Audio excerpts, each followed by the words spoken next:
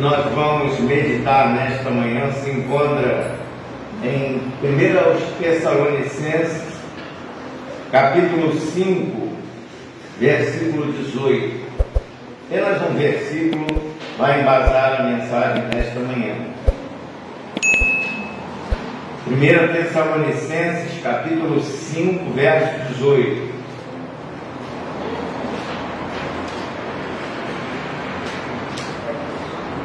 Esse texto nos diz o seguinte: em tudo dai graças, porque esta é a vontade de Deus em Cristo Jesus para convosco. Vamos repetir? Em tudo dai graças, porque esta é a vontade de Deus em Cristo Jesus para convosco. Que Deus aplique em nossos corações este texto que acabamos de ler. Vamos orar mais uma vez. Senhor Deus, abençoa este culto do teu servo para que seja instrumento mais uma vez em tuas mãos nesta manhã, que leve a mensagem verdadeira da tua palavra para conforto, edificação e salvação de vidas. Te pedimos e te agradecemos em nome de Jesus. Amém. Tomai assento, irmãos. Livro de Salmos e nas epístolas paulinas, principalmente, encontramos inúmeras expressões de júbilo, louvor, gratidão e agradecimento ao Senhor pelas copiosas e imerecidas bênçãos que Ele nos proporciona a cada momento. Com efeito, grandes coisas fez o Senhor por nós, por isso estamos alegres, diz o salmista no Salmo 126, versículo 3. Em tudo dai graças, porque esta é a vontade de Deus em Cristo Jesus para convosco. E sabemos que Deus faz com que todas as coisas concorram para o bem daqueles que o amam, dos que são chamados segundo o seu decreto. Romanos, capítulo 8, versículo 28. Maomé declarou o seguinte: a gratidão é o maior de todos os mandamentos.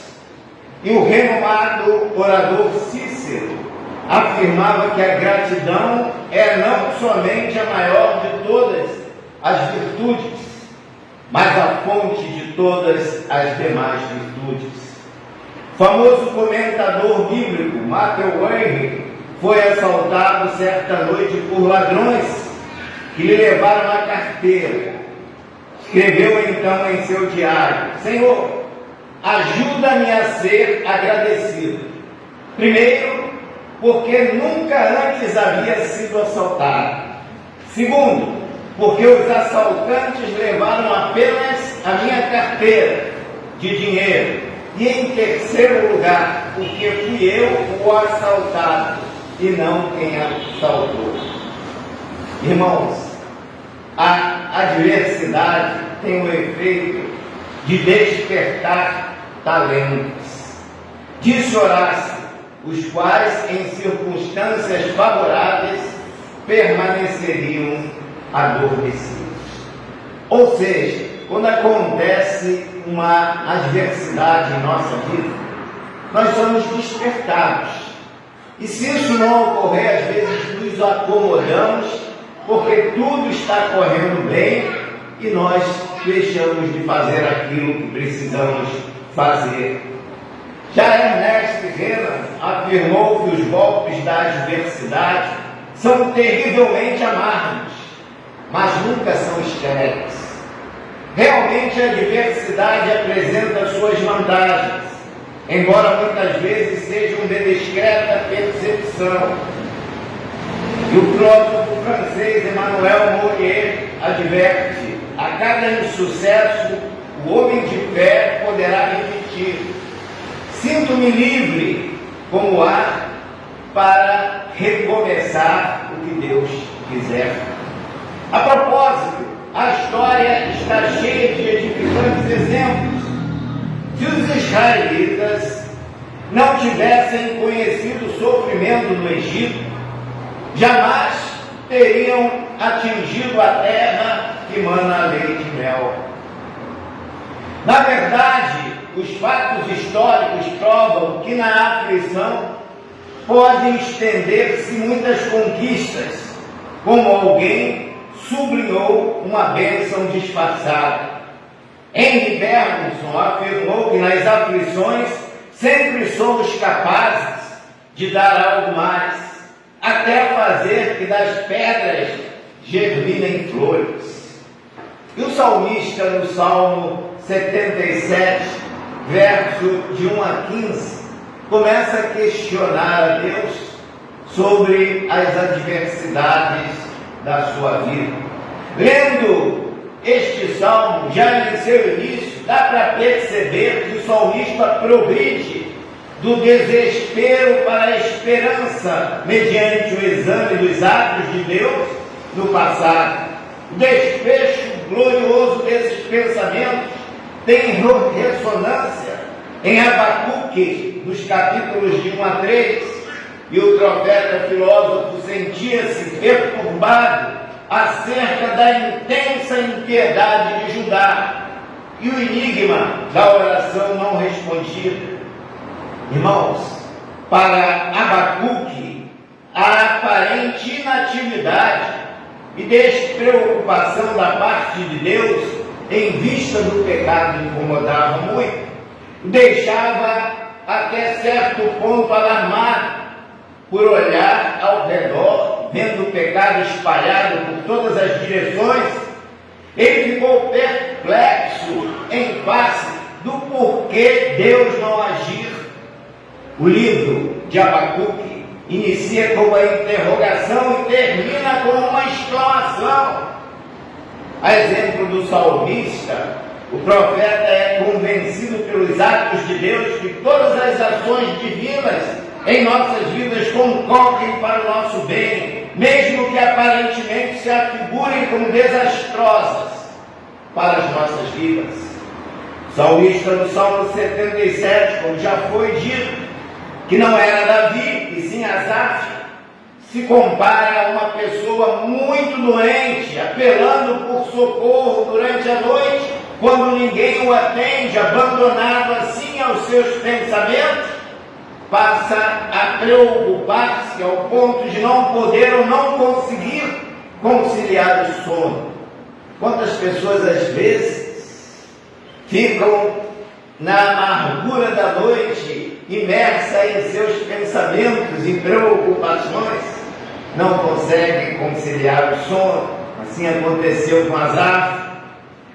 O conteúdo da preocupação do salmista está atrelado ao fato de que ele não estava mais vendo os sinais da graça de Deus, das suas promessas e da sua benignidade e misericórdia. O desespero chega ao cúmulo do pensamento de que Deus já não é o mesmo. Você já pensou isso alguma vez? Que Deus já não é mesmo que era antes? Que Deus o abandonou à própria sorte? Que Deus não está se importando com a sua dor e com o seu sofrimento? Já se imaginou só, desamparado de Deus? Já ficou desanimado da vida, achando inclusive não valer a pena viver, tendo que enfrentar situações precárias? O profeta Abacuque, depois de arguir a Deus em virtude do seu silêncio em relação ao mal que se expandia de forma desenfreada, se convenceu de que Deus quer o melhor para o seu povo. No capítulo 3, em sua oração, Abacuque afirma ter ouvido as declarações de Deus acerca do seu povo e estava extremamente preocupado. No capítulo 3, verso 2, ele diz: me sinto alarmado, aviva a tua obra, ó Senhor, no decorrer dos anos e no decurso dos anos. Faz-a conhecida na tua ira, lembra-te da tua misericórdia. E no capítulo 3, versos 12 a 13, prossegue o profeta na tua indignação marchas pela terra, na tua ira calcas os pés das nações. Tu sais para salvamento do teu povo, para salvar o teu ungido, feres o telhado da casa do perverso e lhe descobres de todo o fundamento. No capítulo 3, versos 17 a 19, o profeta reafirma sua confiança no Deus da sua salvação. Em uma das mais comoventes confissões das Escrituras Sagradas, ele diz: ainda que a figueira não floresça, nem haja fruto na vide, produto da oliveira minta, e nos campos não produzam mantimentos, as ovelhas sejam arrebatadas do aprisco, e nos currais não haja gado, todavia eu me alegrarei no Senhor e exultarei o Deus da minha salvação. O Senhor Deus é a minha fortaleza e faz meus pés como os da corça, que me faz andar por lugares altos. Em suma, tanto o profeta Abacuque quanto o salmista Asaf chegaram à conclusão de que todas as coisas concorrem para o bem dos que amam a Deus, daqueles que são chamados por seu decreto. Romanos, capítulo 8, versículo 28. Nesta esteira de pensamento, Paulo ensina aos Tessalonicenses que em tudo devemos dar graças, porque esta é a vontade de Deus em Cristo Jesus. Quando lemos a expressão tudo na Bíblia, não podemos interpretá-la no sentido absoluto. O tudo só é absoluto quando se refere a Deus. Exemplo, Deus é onipotente. Isso quer dizer que Ele é todo poderoso, todos os poderes Deus possui. Deus é onisciente, Ele conhece tudo no sentido absoluto, nada é oculto ao seu conhecimento. Mas quando se trata de nós, seres mortais, o tudo e o todo merece uma investigação. No direito pátrio existe um instituto conhecido como confronto aparente de normas e interpretação no tempo e no espaço das leis. Primeira regra de direito: uma lei não pode subsistir se for contrária à Constituição Pátria. Então ninguém pode elaborar uma lei que seja contra a Constituição, que é a lei maior. Segunda regra: a lei posterior revoga a anterior, se esta lhe for oposta. Terceira regra: a lei especial prevalece diante da lei geral. Quarta regra: a lei brasileira prevalece diante da estrangeira, se o crime, o dano, a morte ou objeto da ação se encontra em território nacional. Os irmãos poderiam perguntar qual a relação entre a interpretação das regras jurídicas para a interpretação das leis de Deus. Meus irmãos, o princípio interpretativo é o mesmo, porque as regras da hermenêutica tanto se fazem presentes no direito quanto na Bíblia, pois ambos são constituídos por leis e princípios com o fim de garantir os direitos e deveres de cada cidadão pátrio. Aplicando na interpretação do texto bíblico o princípio de que a lei especial revoga a geral, quando lemos em João capítulo 14, versículo 13, em tudo e tudo quanto pedirdes em meu nome, isso farei. Essa é a norma geral, tudo quanto pedirdes eu farei. Mas qual é a especial? A norma especial é pedir com fé, com uma condição. Tiago, capítulo 1, versículos 5 a 7. Se porém algum de vós necessita de sabedoria, peça a Deus, peça-a porém com fé, em nada duvidando, pois o que duvida é semelhante à onda do mar, impelida e agitada pelo vento. Não suponha esse homem que alcançará do Senhor alguma coisa. Observem, irmãos, que o texto de João, capítulo 14, versículo 13, que diz que tudo que pedirmos ao Pai em nome de Jesus receberemos, ocorre com uma condição dada por Tiago. A condição é fé, sem dúvida naquilo que nós pedimos. Há uma condição para recebermos, é pedir com fé. Mas não fica só aí não. Em Isaías capítulo 59, versos de 1 a 2, a condição não é fé, mas a condição é ter uma vida santa, separada do pecado. Em Tiago capítulo 4, versículo 3, a condição é pedir para o que for útil para o reino de Deus e para o fim pessoal que seja também útil. No Salmo 40, qual é a condição para recebermos? A condição é esperar com paciência o tempo do Senhor. E em 1 João capítulo 5, versículo 14, a condição para recebermos é pedirmos o que for de acordo com a vontade de Deus. É Deus quem decide se acata ou não o pedido de quem busca. Quanto à lei posterior, revogar a anterior, se com ela for incompatível, percebe-se que a nova aliança feita com Jesus Cristo revoga a velha aliança de sacrifícios de animais e sacerdotes. Hebreus capítulo 8, versículo 10. E os 10 mandamentos foram substituídos por 2: amar a Deus sobre todas as coisas e ao próximo como a si mesmo. Lucas capítulo 10, versículo 27. Não podemos olvidar que no confronto de leis humanas e divinas há que prevalecer a lei divina, pois a lei de Deus, para nós que somos fiéis, está acima de qualquer lei humana. Um outro aspecto a considerar é que o tudo ou todas as coisas que contribuem para o bem dos que amam a Deus excluem o pecado. De igual modo, o em tudo dai graças não pode de forma alguma contemplar o pecado, até porque o pecado é maldição, é rebelião contra Deus, o que o torna incompatível com a graça divina. Por exemplo, você não vai dar graças a Deus por ter cometido um homicídio, adulterado com alguém ou cometido algum furto. Mesmo que você venha conhecer a Jesus na cadeia, a ação de graça será por você ter sido impedido de avançar mais nas cenas do crime e não ter morrido antes de ser preso. Pois ninguém de boa consciência dará graças a Deus por ter ferido a própria santidade de Deus.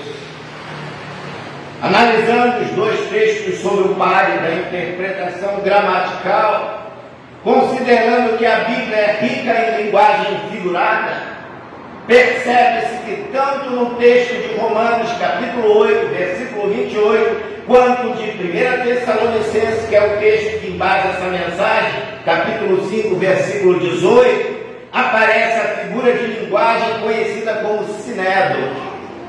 O que é uma sinédoque? É a substituição de um termo por outro, havendo a ampliação ou redução do sentido usual da palavra numa relação qualitativa. Exemplo: substituir o todo pela parte e vice-versa, como a cidade inteira ou toda a cidade presenciou o assalto que ocorreu no banco na cidade de Caxias. Na verdade, o toda a cidade é a substituição da parte da cidade por toda a cidade. Aqui, a figura de linguagem é uma sinédoque, como, por exemplo, o paulista é tímido, o carioca atrevido. Na verdade, eu estou substituindo o plural pelo singular, ou seja, usando uma sinédoque. Nos textos, em tudo dai graça, em todas as coisas contribuem para o bem dos que amam a Deus, há uma ampliação do sentido do termo, substituindo a parte pelo todo. Ninguém melhor do que José e sua família viveram essa experiência do entulho das graças, e todas as coisas contribuem para o bem daqueles que amam a Deus.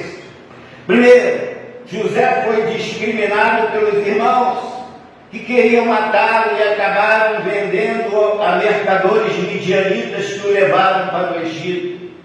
Prova a que fora submetido, pois em momento algum deixou de ser fiel a Deus e o questionou pela sua dor.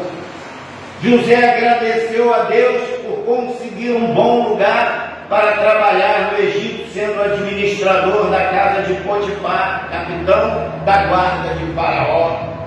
E Deus fez prosperar a Potifar por amor a José, até que um dia aconteceu o pior. A mulher de Potifar pôs os olhos em José e disse: deita-te comigo. Porém ele recusou e disse à mulher do seu senhor: eis que o meu senhor não sabe do que há em sua casa comigo, e entregou em minha mão tudo que tem. Ninguém é maior do que eu nesta casa, nenhuma coisa me vedou senão a ti. Porquanto tu és a sua mulher, como pois faria eu tamanho mal e pecaria contra Deus? A mulher rejeitada armou uma cilada para José, simulando que ele tentara possuí-la à força. E aconteceu que, ouvindo seu senhor as palavras da sua mulher, foi irado contra José e o colocou na casa do cárcere. Nessa hora, o que teria se passado pela cabeça de José? Deu graças a Deus por ter ido parar na casa de Potifar e acabou preso, e agora José continuaria dando graças a Deus? Diz o texto de Gênesis capítulo 39 que o Senhor estava com José e estendeu sobre ele a sua benignidade. Gênesis capítulo 39, versículo 21.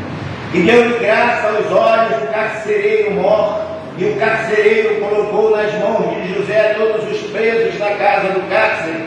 Mas aconteceu que o copeiro e o padeiro do rei do Egito erraram e foram parar na prisão onde José estava. Lá ambos sonharam um sonho na mesma noite. José interpretou seus sonhos ao copeiro. José disse que em 3 dias estaria de volta, servindo como antes ao rei. E disse ao outro, e disse ao copeiro: lembra-te de mim quando melhorares na vida e faças menção de mim a Faraó e faz-me sair desta casa. Quanto ao padeiro, a interpretação não lhe era agradável, pois José disse que em 3 dias este seria morto por Faraó, e aconteceu tudo como José previu. Ao interpretar os sonhos, porém, o copeiro não se lembrou de José. Teria José motivos para dar graças a Deus? Mas ele deu, porque ele sabia que todas as coisas contribuem para o bem dos que amam a Deus, dos que são chamados por seu decreto. José ainda ficou 2 anos na prisão injustamente. Não estava preso por ter cometido delito algum, mas ao invés de blasfemar contra Deus, de murmurar contra Deus, o exaltou, dizendo: não são de Deus as interpretações? Gênesis capítulo 40, versículo 8. Passados esses 2 anos, Faraó teve um sonho: 7 vacas gordas e formosas subiam ao rio e pastavam no prado.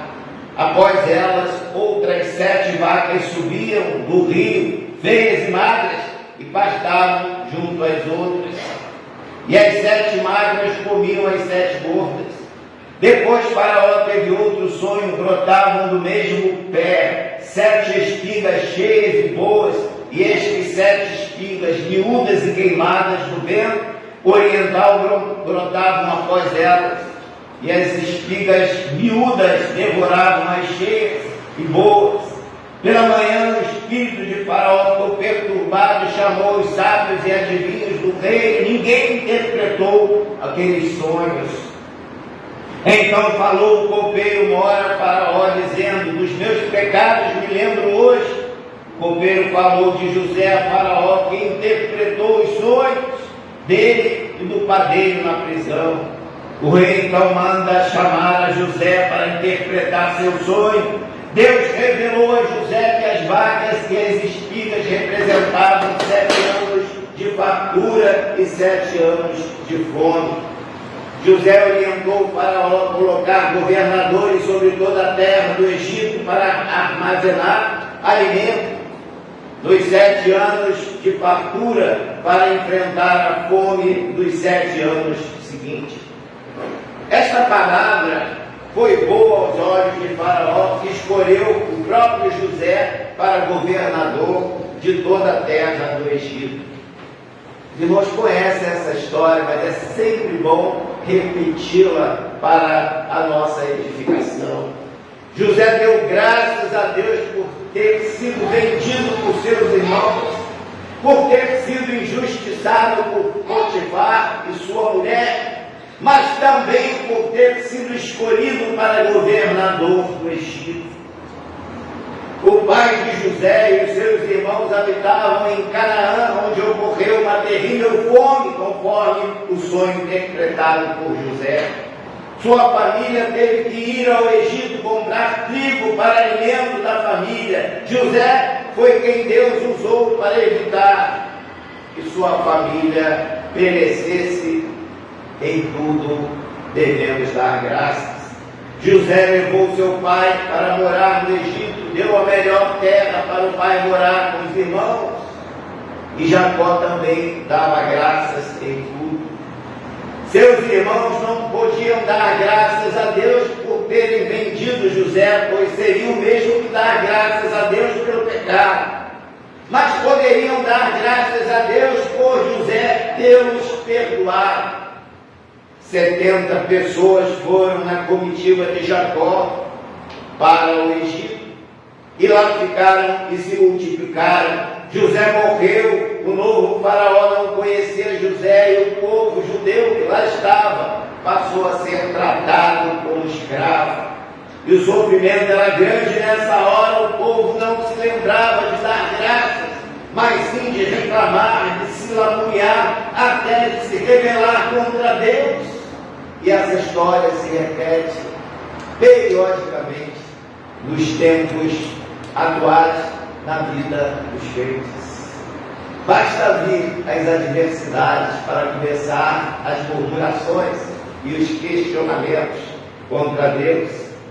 Pela mão de Moisés vem o livramento, glória a Deus, em tudo dai graças. Cerca de 6 milhões de judeus saíram do Egito com muitas fazendas, gados e joias. A passagem do Mar Vermelho, glória a Deus. A proteção da nuvem de dia e de noite, glória a Deus. Mas e o sol quente do deserto? E a sede? E a fome? Será que o povo de Deus não se equivocou em dar graças a Deus por terem saído do Egito? No deserto não tinha as carnes e os temperos do Egito. Começaram então a murmurar ao invés de dar graças a Deus por ter-os tirado de lá porque eram escravos. Se levantaram contra Moisés, acusando-o de os terem enganado. Meus irmãos, esse povo inconstante e rebelde é o povo de Deus. Somos nós, povo de Deus, inconstantes e rebeldes. Basta que as coisas caminhem de forma diferente na vida dos crentes para eles se afastar de Deus. Se fica doente, é um Deus que nos acuda. Se falta mantimento, quando eu estava no Egito, não me faltava comer. Se é uma disciplina de acordo com a palavra de Deus, as pessoas saem da igreja porque não toleram ser disciplinadas. O retrato é o mesmo. O povo de Deus não aprendeu a dar graças. Fabricaram um bezerro de ouro para adorarem a um Deus semelhante aos deuses do mundo. Muitos cristãos hoje estão fabricando deuses para adorá-lo. Esqueceram de dar graças a Deus. E o que é pior, esqueceram do Deus da graça. Falando sobre grandes preocupações, assim escreveu Sêneca: Nada é tão lamentável e nocivo como antecipar desgraças.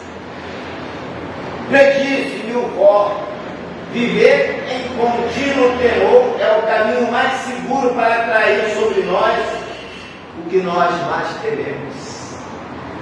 Thomas Jefferson arremata: quando nos custaram os males que nunca aconteceram, sem dúvida temores frívolos podem engendrar graves preocupações. Às vezes as coisas nem aconteceram, mas já estamos ficando doentes. E elas deixam de acontecer. E nós punimos a nós mesmos por sofrermos antecipadamente. Conta-se que um dos líderes do movimento subterrâneo da Reforma Protestante, na zona rural da Inglaterra, foi capturado pelos agentes governamentais da repressão. Estava sendo conduzido para Londres a fim de ser julgado pelo delito de opinião.